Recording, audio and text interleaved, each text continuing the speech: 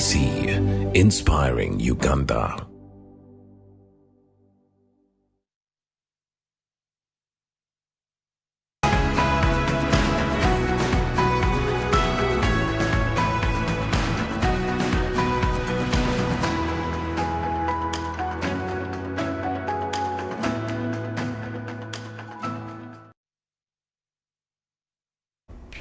A very good evening to you tuned into UBC TV. My name is Sophia Matovu. Thank you for joining me on this talk show tonight, that is You Health Chat, that is proudly sponsored by National Medical Stores.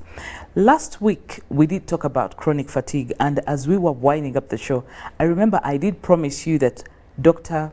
Paul Kasenene will be back in studio, and he'll talk about an issue that is also of very big and pertinent concern in our lives. There are certain times we want to brush certain things under the carpet, or sometimes we can't actually identify and tell that this is what the problem is. But it's affecting a lot of marriages, it's affecting a lot of people's lives, and we think that it is normal. And this is none other than low libido. And today we bring down this topic to you. Good evening, Dr. Kasenene. Good evening, Sophia. How are you? I'm good, thank you. Thank you for accepting to come in today again as well for the show. It's my pleasure, always happy to be here with you on the show. Okay, now let's start with the major question. What is libido? So libido is, in simple terms, the urge or the desire to have sex. It's really the innate part of our being that has that desire to have sex with your partner or with the opposite sex. So it's really basically around sexual desire and urge. Okay. Now when we talk about high libido, what is high libido? So I think it's very hard to say for sure this is high or low libido. No, it is possible to say what is low libido, but libido is basically depends on each person. Mm-hmm. And as long as somebody is comfortable with the urge or the desire to have sex, that's what we call, I would say, is a normal libido. Okay. Now, there are circumstances where people will, maybe have an abnormally high urge to have sex. And sometimes people will even have sexual addictions around that.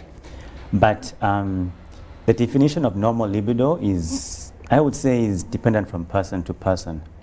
But there are times where somebody actually will notice that they actually have a low libido or a low desire to have sex, or the sex drive is actually low. Yeah. So that's when we can say someone has a low libido, when they notice that their drive to have sex is low. And that's usually when you're in a sexual relationship and you start to realize that you no longer have interest in having sexual relations. That's when someone technically is having low libido. Okay. And what are the causes of the low libido? Let's use a case study and scenario of maybe the kind of clients you see, because I know that the causes vary, male versus female. Our causes are different. So yes, the causes of low libido between male and female vary, although there are some similarities. Mm-hmm. In my practice, I kind of see people who have more chronic, disease, lifestyle-related diseases, and most of the people actually who come in will always answer a question around sex drive. And I think it would be fair for me to say that maybe half of the people will actually, mention that they're having issues with the libido. I like to use an acronym of SODA for causes of low libido. Mm-hmm. Of course, soda, I'm an advocate of healthy eating. But the S is really stress. So stress is the big one. Stress is actually one of the big drivers of low libido. And together with the S is sugar. So sugar and soda. So these are part of the causes. Then the O is obesity. Mm-hmm. The people who are overweight and obese usually are going to have issues with libido, because the fat on their body will affect the way their normal hormones work. Okay. The D is diabetes. So many people who have diabetes, one of the things that will actually help them, realize that they need to take action is when their libido actually goes low. We also have drugs. Drugs can be two forms. It can be prescription drugs, like high blood pressure medications, or depression medications, or even birth control pills. But also people who are using these recreational drugs sometimes will struggle. Then the A is alcohol. Alcohol is the other big one. So excessive consumption of alcohol can actually affect your libido. And then the other A is anxiety. So anxiety can take two forms. So because sex is sort of an emotional act that is also hormonal, if you're anxious about the act, sometimes it can actually affect your libido. But also anxiety generally, if people who are quite anxious will have issues with libido. So these tend to be the major causes for most people. But then there are also other things that can cause low libido, like your hormones. So if you have a hormonal issue, and this is where really men and women tend to also vary. So for the men, if you have a low testosterone level, testosterone is the male hormone, it can affect your libido. Most people, it's really not low testosterone, but as you grow older, that can be an issue. Can happen, yeah. The ladies, it tends to be hormone issues around the thyroid. So people who have a hypothyroidism, where your thyroid, which controls metabolism, is becoming sluggish, it can affect libido in women. The other hormones are adrenal. We talked about this last week, yeah. About the chronic fatigue. The adrenal glands produce cortisol, which is a stress hormone. Now, what is important for people to understand is that stress hormones and sex hormones are made from the same raw materials, cholesterol. Now, most people think cholesterol is bad, but in this case, it's actually beneficial. Now, when you have heightened levels of stress, your body steals all the raw materials that would go to the sex hormones and prioritizes them to the stress hormone. Okay. So now you have people having, low sex hormones, testosterone and others, because of an adrenal dysfunction. The last one, which is related to diabetes, is insulin. A lot of people will have insulin resistance, which causes diabetes, but will not have diabetes. And once you have insulin resistance, you will tend to have changes in your hormones that can actually suppress your libido. But maybe I can also bring in at this point that sometimes people have low libido, but sometimes people have erectile dysfunction. Now, these are similar but different. And maybe I can just explain the difference. So, a low libido is when you have a low desire to have sex, or low sex drive. Erectile dysfunction is where, even though you don't necessarily have a low libido, but you're not able to either obtain or sustain an erection.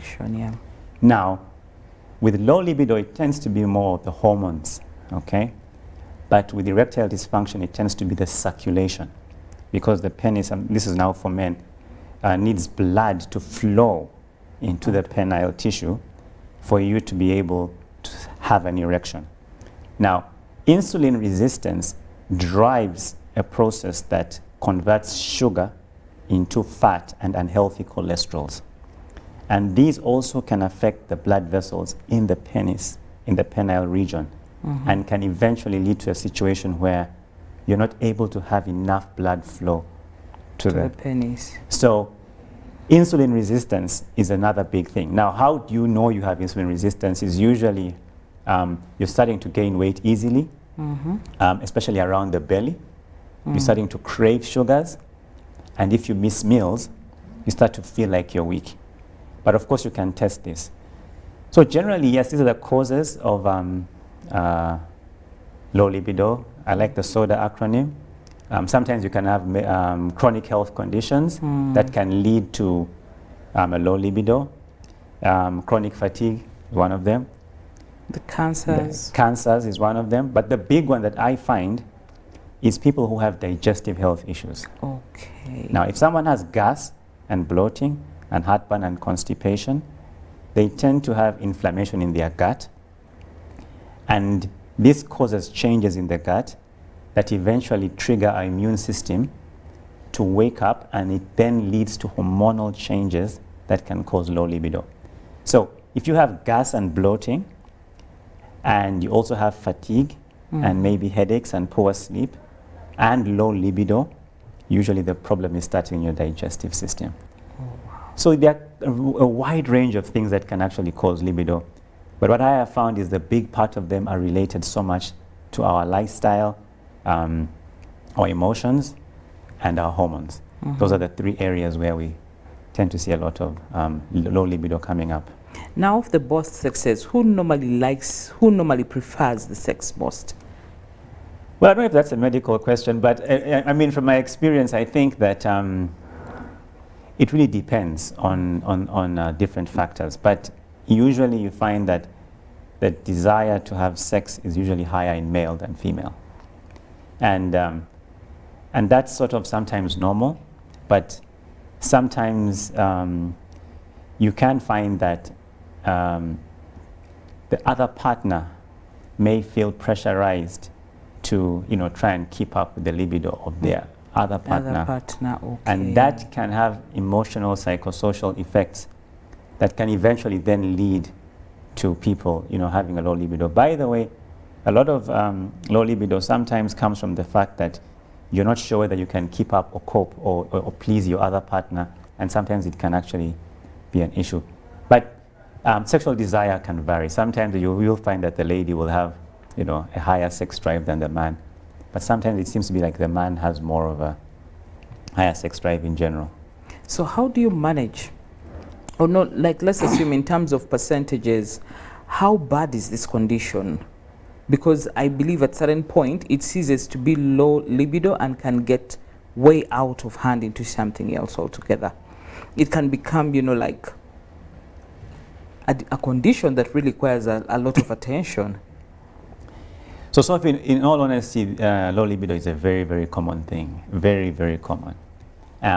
Especially because it's not like a one-size-fits-all thing. It's a spectrum where the degree of libido decrease can vary.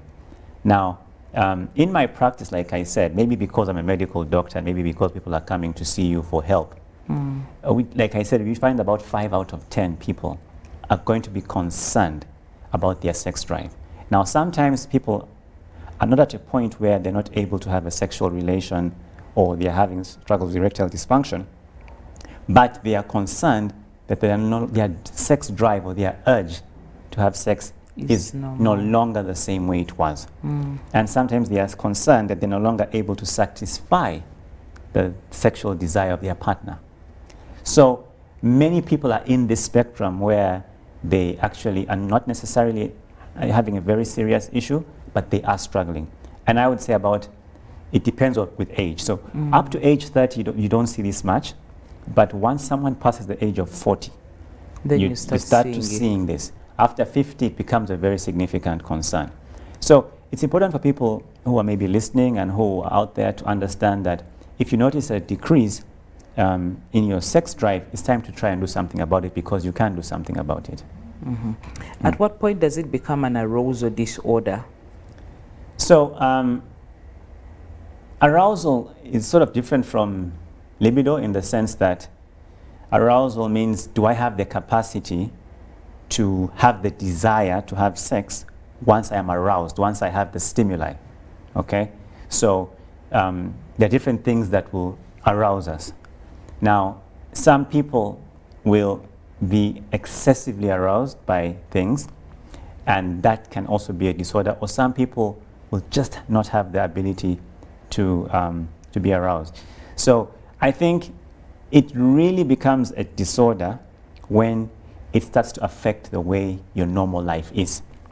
Whether you become obsessed about it because, all the time you want to think about having sex, you're easily aroused, or when you're also so concerned that, I'm not able to be aroused. So when you start to see that it affects your normal health in terms of your ability to focus, or when it affects your ability to actually, when it affects your personal awareness that, I have an issue, that's when it becomes an issue. But as long as someone feels like, I'm not where I used to be, it's sometimes the right point to try and see maybe I should do something about it. Now, for those who've come to you, how do you manage this issue? It's a very interesting thing, because many people, when they come, they want an immediate solution to the problem. And they tend to think that, okay, what can you give me? Do you have any herb to give me? Can I take Viagra, or can I, is it safe? They want to know if Viagra is safe. They want to know what supplement do you have. Now, I think the best approach is to understand what is causing my low libido. And usually, depending on to the extent to which you have it, you want to evaluate medically. So you want to do your check, is there any hormonal imbalance? So that's one of the first things you want to check. Then you want to check, is somebody on medication? Sometimes all you have to do is change medications, because many people are on high blood pressure medications, and especially the beta blockers. Yeah, the beta block, there are these medications that end with LOL, bisoprolol, nebivolol. These are the beta blockers. Sometimes these are the ones that will really, kill your libido. Or antidepressants, SSRIs, fluoxetine and citalopram, even birth control. So sometimes you just want to ask that is somebody on medications, and if by changing the medication or stopping it, you can actually see an improvement. And then also you want to understand, is there any underlying medical condition, diabetes, or is somebody depressed, or do they have a gut health issue?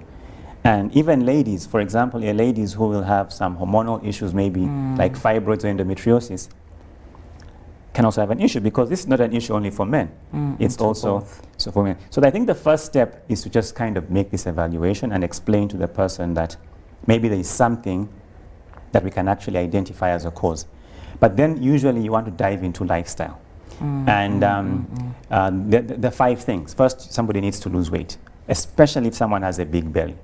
Because what happens is, when you have a big belly, the fat in your belly area produces an enzyme called aromatase, which really just messes around with your hormones and your libido. So rather than me giving you, something to boost your libido, want to cut your weight.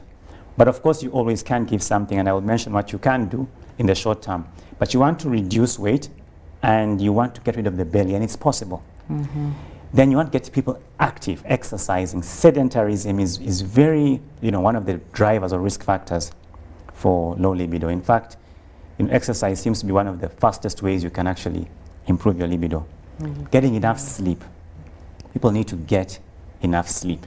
And if someone is overweight, it's important to assess for something called sleep apnea, where as they sleep, they fail to breathe because fat or something blocks the airway. So it's important to check that. Then drink enough water. It's important for people to be hydrated. People underestimate the importance of water. But because blood is a liquid, and if you want your blood to flow, you need to have enough water. And then, of course, manage the stress. But the big thing for me is always diet. So the discussion is, what should I eat more of? What should I eat less of? And I'll just tell you very quickly the things people need to get off sugar and soda if you're having low libido, because sugar is going to be affecting your hormones and will also affect your blood circulation by converting into fat and abnormal cholesterol. Processed foods, especially processed meats, the sausages, the bacon, and anything processed. Refined grains. I know people don't like to talk about refined grains, but there's no other way I can help people without talking about them, because refined grains is refined wheat, bread, chapati, cake, mandazi. By the way, people need to know that most fat on the body is not because of eating fat. It's because of eating carbohydrates, which are converted into fat. And then, of course, alcohol and caffeine. If somebody has a low libido, we want to get off alcohol and caffeine, which can be energy drinks and instant coffee. Not all coffee is bad, but some can be a problem. Then there's certain foods that help with libido. I mean, the most common, which everybody should know about, is watermelon, especially for men. Watermelon has citrulline, and this is mainly also for erectile dysfunction. Citrulline is a compound that has been said to have a Viagra-like effect. And so it's also red foods have a lot of lycopene, which is very good for men's health. So tomatoes, watermelon, all these red foods are very good for the men's health. Bananas are also good. Ginger and garlic are good for libido.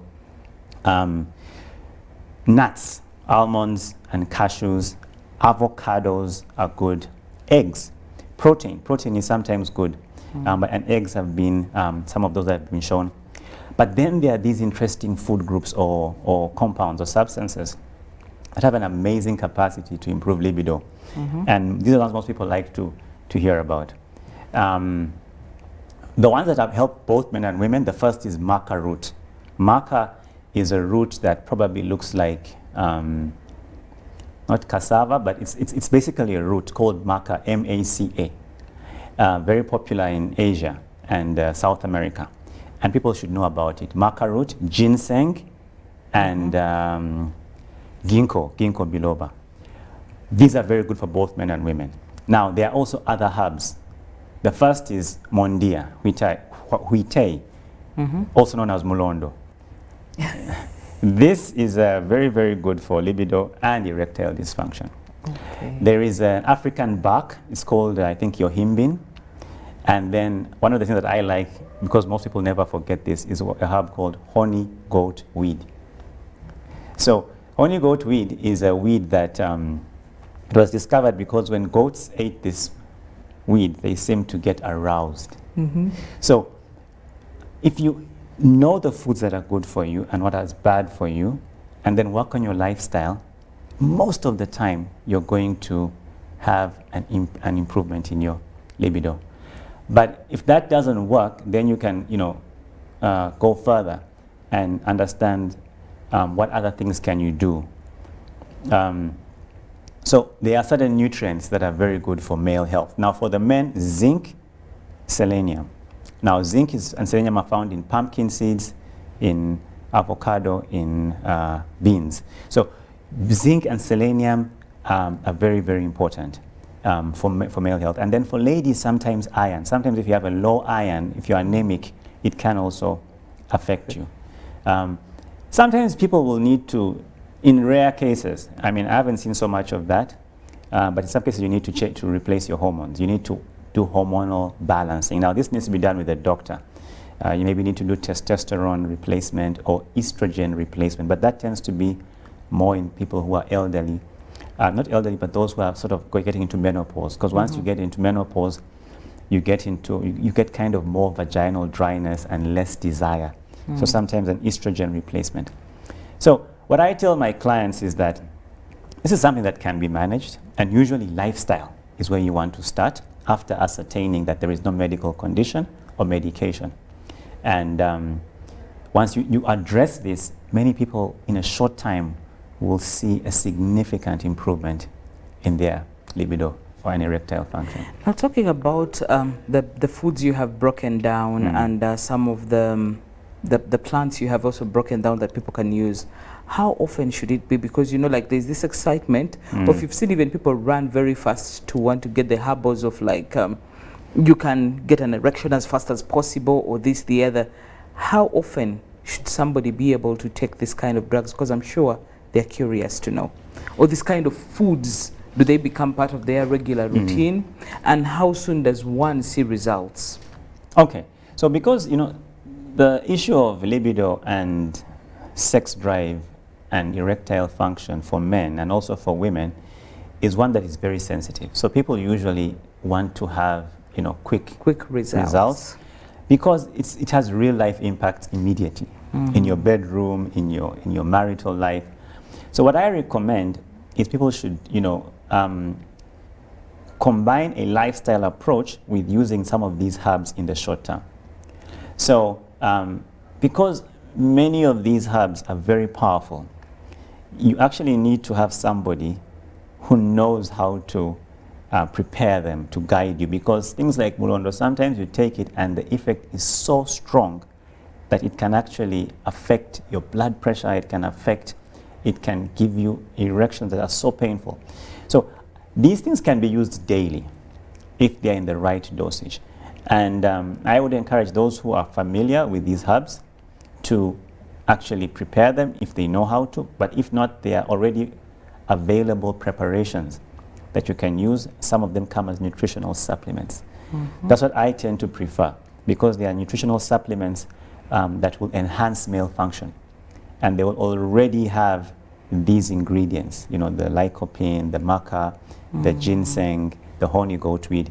These can actually have an immediate impact because they will immediately increase your arousal, and they will immediately help to boost erectile function. So these products tend to be more useful for erectile dysfunction.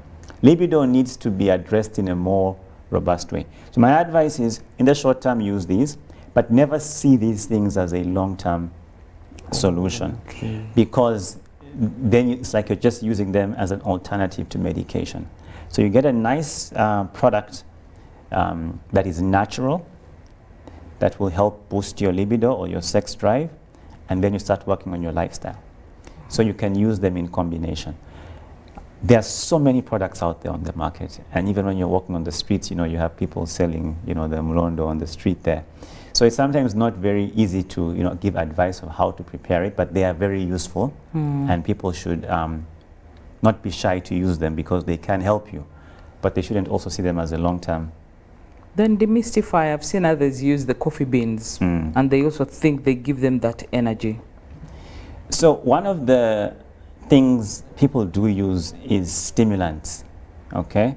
And stimulants can be anything that has caffeine. So caffeine, coffee, sometimes you can even use alcohol in the short run. So stimulants have a way in which they can stimulate your central nervous system, and they make you feel more alert and more energetic.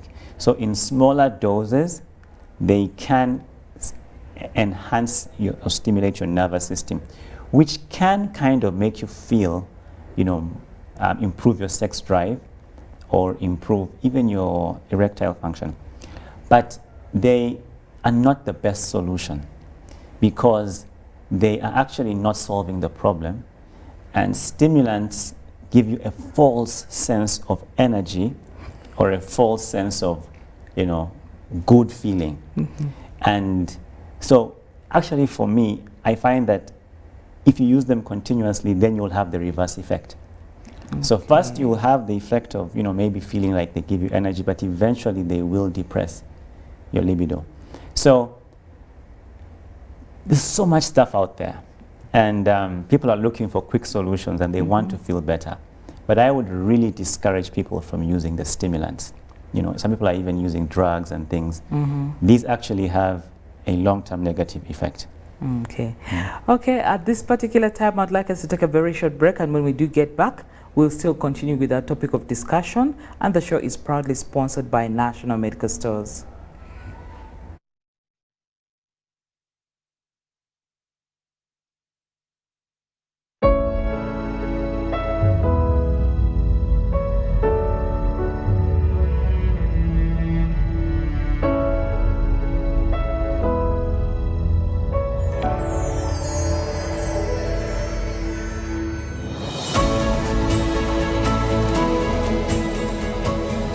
A good school doesn't tolerate violence against children.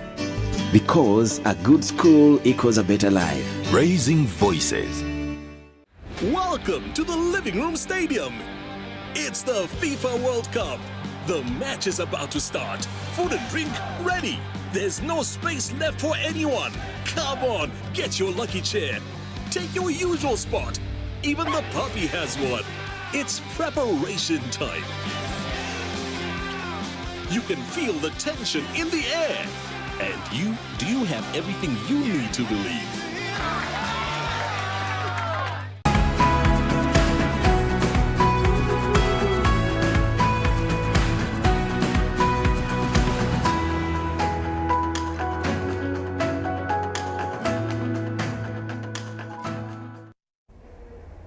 Okay, welcome back from that short commercial break, and we're still continuing with You Health Chat, and the topic of discussion is low libido. With me in studio, and who is shedding light on this topic, is none other than Dr. Paul Kaserene.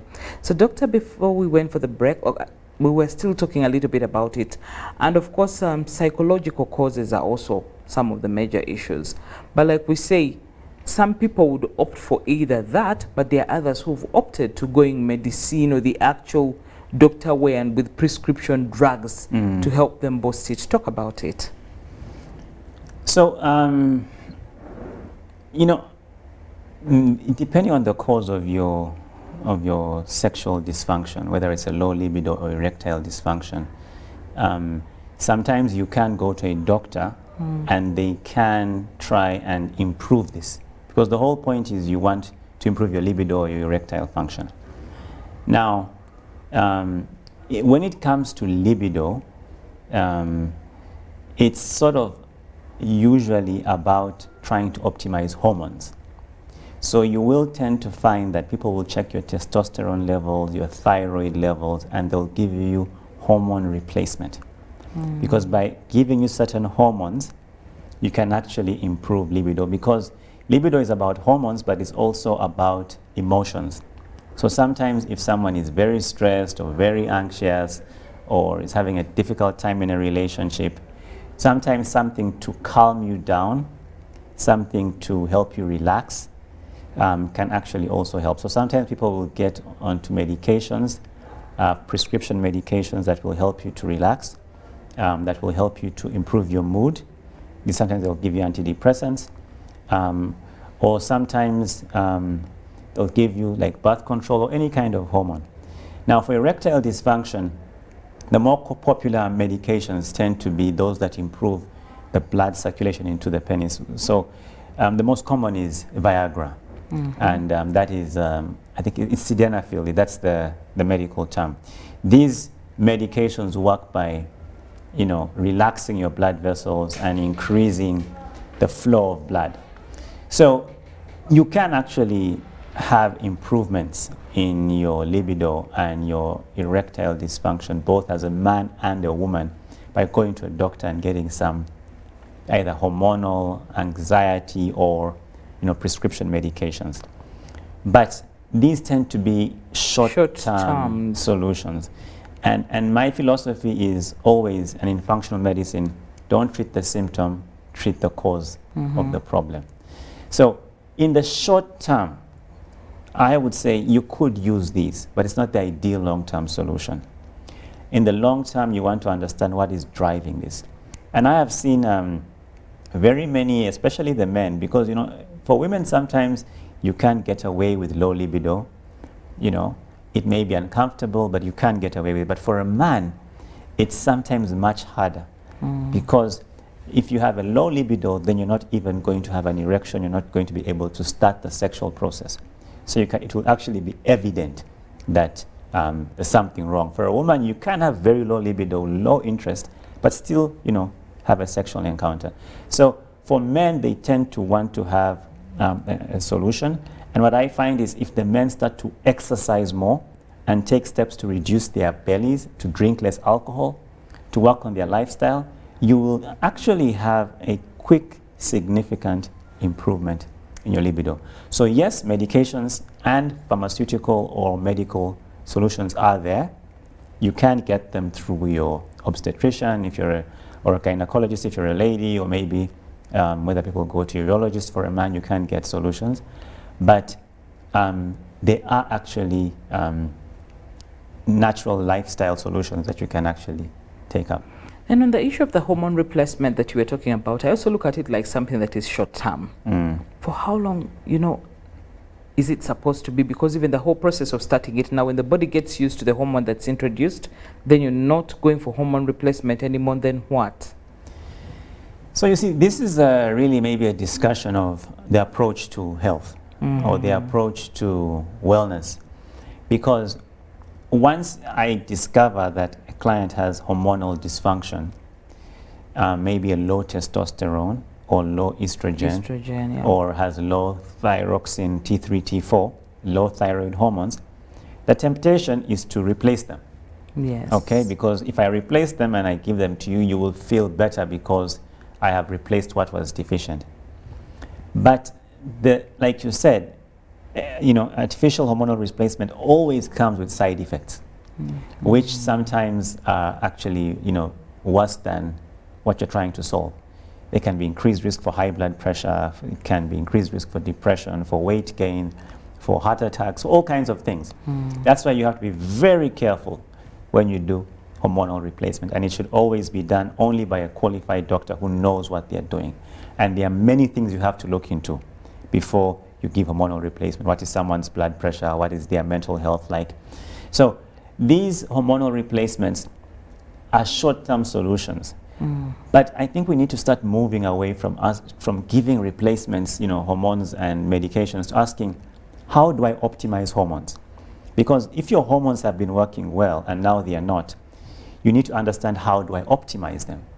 And it's important for people to know that it's not complicated to optimize your hormones. And it's not that if your hormones are out of balance, once you reach a certain age, it's irreversible. Most of these things are reversible, and most of them can be optimized really quickly. We just kind of have this, maybe it's a false a way of looking at life by saying, if I pass 40, my prostate is going to have an issue. If I pass 50, I'm in my menopause, and so we start to think that our hormones have to change and we have to replace them. But I once put out a tweet that men should be able to have an erection and good libido up to 70. That's what it's supposed to be. And if that's not the case, it's not that you have a disease, it's that there is a dysfunction in your hormones, or there is something affecting the normal process. And so we should actually try and fix it. And it always starts with very simple things. Stop eating certain things, eat more of certain things, get your weight into the right place, exercise, sleep more, drink more water, and the big one is manage stress. Because actually, at the end of the day, I think that the biggest driver of low libido and erectile dysfunction starts with stress. So stress starts to be the first thing that leads you into either unhealthy eating, that leads you to obesity, or that leads you into alcohol, that further worsens the problem. So it's important to say, why are my hormones imbalanced, and what is causing the hormones to be, what is causing the cause. So the cause may be insulin resistance, but the cause of the cause may be stress. So I'd really like to encourage people that if you work on the basics, you can really improve the situation. And people should not be lazy. I know sometimes this can be a mean thing to say. Some people don't want to put in the effort. Some people are looking for a quick solution. Doctor, just give me something, that can help me. But, that doesn't really help you long term. Yeah. Then about those, you say, okay, last time we were having a conversation and you said there's some you dealt with, there's some who get into a comfort zone and they will not even look at it like a problem and they will instead resort to drinking. So, talking about libido, when somebody struggles with libido or erectile dysfunction, it's very emotional, and it can have long-term psychosocial effects. And because it affects your manhood, if you're a man, or a lady, it affects who you really are. In order to avoid having to deal with this situation, you actually avoid it. So you just avoid the whole bedroom situation. And because that stresses you, you go and drink.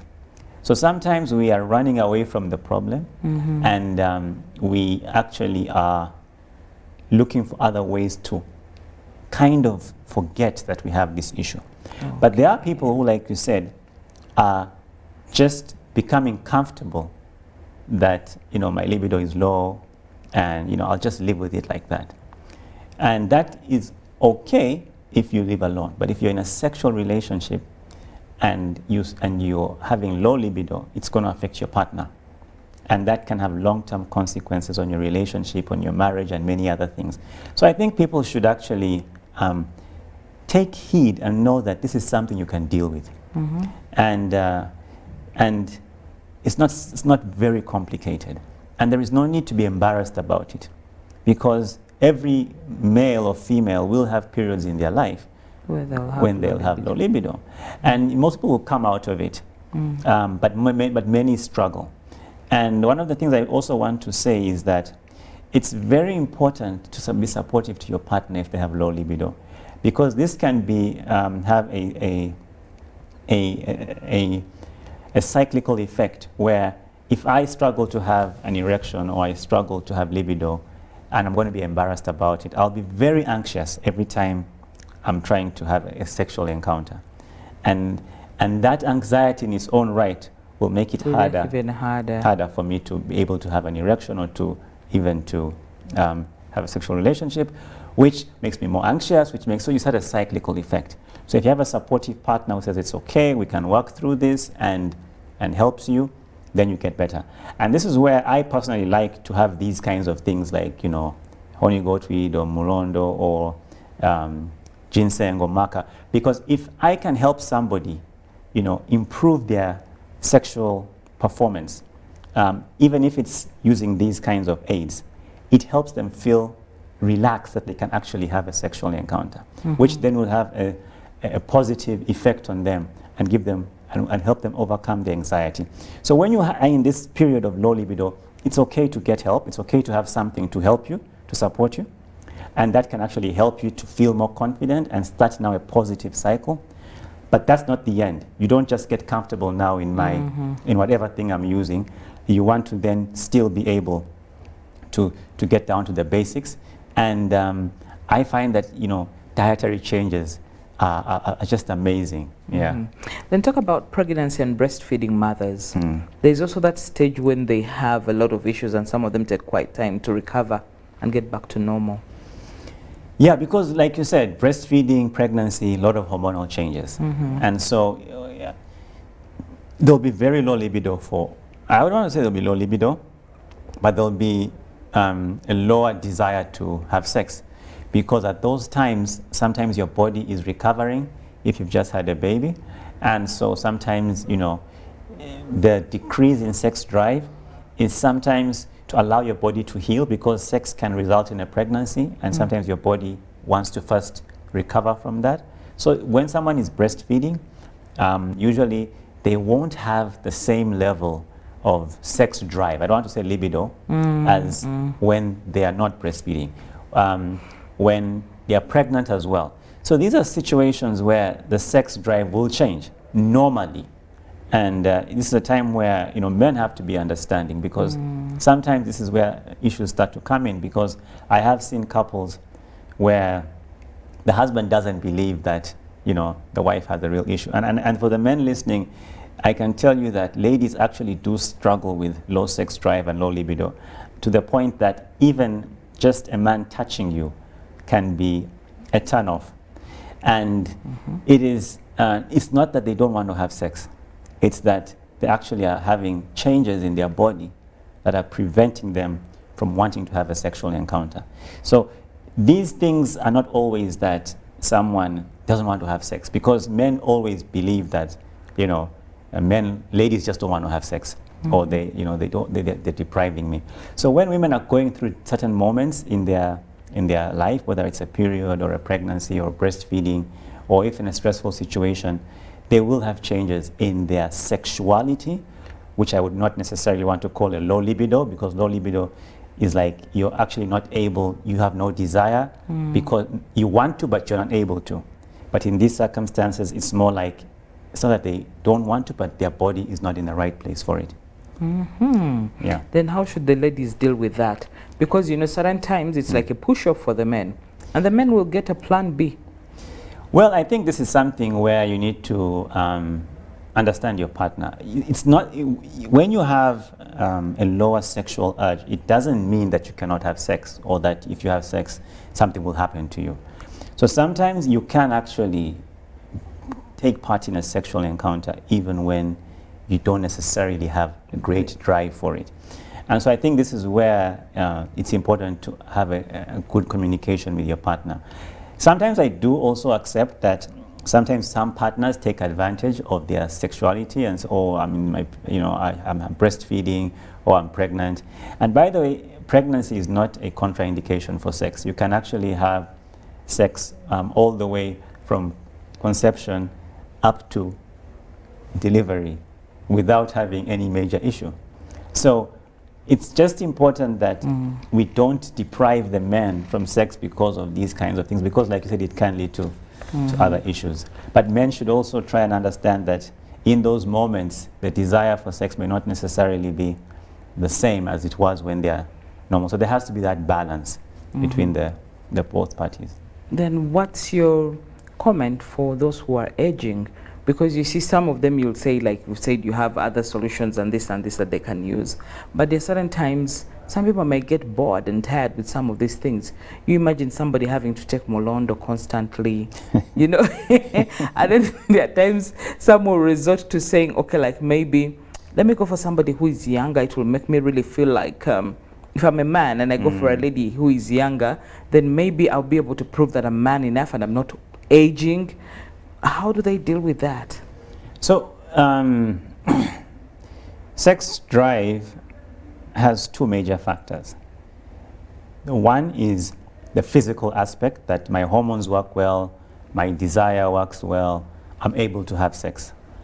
The second is the emotional part. There's a lot of emotions that go into a sexual encounter, and that depends on, you know, your relationship with someone, what people call foreplay. Is there arousal, attraction? So sometimes this boredom, it has nothing to do with, you know, physical inability to have sex or low libido. It's just boredom, like you said, because maybe you're aging, maybe the relationship has sort of growing, you know, stale. But of course, as you grow older, you have less hormones, so less sex drive. And a younger person may actually help you to renew your youth. But I think that if you understand this, you can actually take steps to keep your relationship exciting, to keep yourself in a state where you enjoy your sexual encounters, and so that you don't grow into this period where, you know, you have less desire. Because naturally, when you're younger, the sex drive is so much higher than when you're older. But that doesn't mean that when you're old, you won't have a sex drive. Now, sometimes, especially for the ladies, once you pass menopause, it's going to be a totally different story. And so you may actually need hormonal replacement. And that's because your body is no longer able to generate the hormones necessary, especially if it starts to affect your vaginal tract. You know, there's dryness, there's soreness, there is discomfort. All those factors tend to be an issue. But regarding boredom and, you know, loss of interest, I think it's about people keeping their relationships exciting and, you know, finding the things that increase arousal. Because arousal is the first step to a sexual encounter. You know, you see something, there's some stimulus, you know. If it's a young guy and he takes off his shirt and, you know, you see his physique, then that may stimulate you compared to your husband who is, you know, but also vice versa. So sometimes you need to find those extra things, you know, improve the mood in the bedroom, you know, take your spouse out, you know, the different things you can do. Because ultimately, you know, this discussion is about libido and sexual dysfunction, but it does have real impacts on life. And by working on the arousal part of it, and by understanding, you know, things like, you know, some people use essential oils and aromatherapy. As you grow older, you have to realize I have to put in energy and effort to keep the sexual relationship exciting. Otherwise, soon you reach a point where it's so dull and boring. And for one, it may happen only for one partner, and the other one it hasn't happened for them, and then there are problems. So it's always important to distinguish between, is it low libido or loss of interest? You know, because sometimes it's not low libido, it's just not interested. And so it's different. Low libido is somebody just has no desire, okay? Even he looks at his wife or his partner and there's just no desire. But loss of interest means like I could have a desire if I want to, but, you know, I would rather, you know, go watch football or something like that.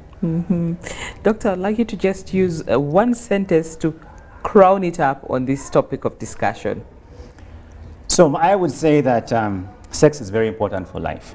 It's a big part of our lives. That's how children are coming into the world. It's part of our marriages and relationships. So it's very important for people to have a good sexual, vibrant life. It's important for people to realize that you can have good sexuality from your youth into your elderly ages, but it's also important to realize that many people are struggling with low libido and erectile dysfunction, and that these things can be addressed. It's important to understand that there may be things like medications, like health conditions, like emotional, psychosocial issues that are affecting your your libido and your sexual life. And you need to understand what these are, get them addressed and fix them. And lastly, it's very important to take care of your health. Somebody who keeps his weight great, who exercises, who sleeps well, who drinks water, is always going to have a great state of health. And most importantly, do not be shy to seek help. If you have an issue, reach out, go to a doctor. There is help out there. There are many things to help improve sexuality. Don't be shy to reach out and say, can I have something to improve my sexuality? Because it could be the thing that really changes your life. Yeah. Okay, doctor, thank you so much for your time. I'm sure the person watching out there, you've been able to learn a tip or two, a lot actually, as far as this topic of discussion is concerned. We'll catch you next week, same time, as we get down to discuss with you on another sensitive or another interesting topic on New Health Chat. And of course, not forgetting that we're in the month of November, which is the month of prostate cancer. So we'll definitely tackle and have a topic of discussion in that line as we go down the weeks before the month of November elapses. That is all we had for you tonight. It's a good night from me and Dr. Kasenene. And keep watching UBC, for the 10 o'clock news is coming your way shortly with Edward Rukidich Janangoma. Good night.